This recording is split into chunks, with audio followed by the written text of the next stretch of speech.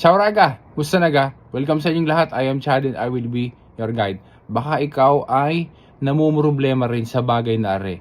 Kaya Raga, tutulungan kita para masolusyonan ang iyong problema na iyan. Ikaw ga ay nagpaplano rin na mag-file ng application for Italian citizenship.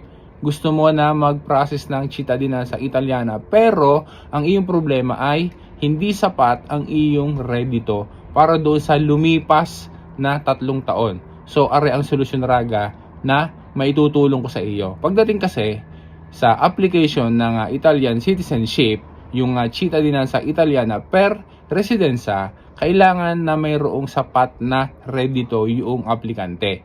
Pero ang tinutukoy diyan at pwedeng gamitin ay yung tinatawag na reddito familiare.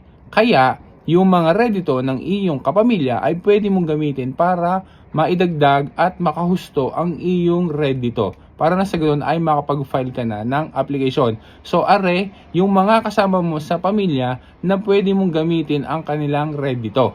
Una sa listahan ay yung asawa o conjuge o with civil union.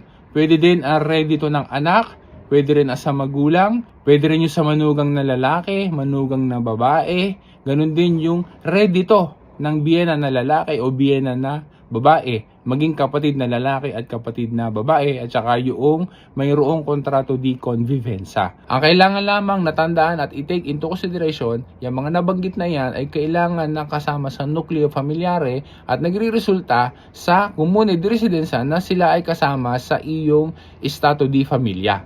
Kaya Raga, kung sila ay mayroong reddito, yung mga nabanggit na yan ng mga kapamilya, pwede mong gamitin yung reddito nila para makasapat at makahusto doon sa required na reddito at ikaw ay makapag-file na ng Italian citizenship per residenza.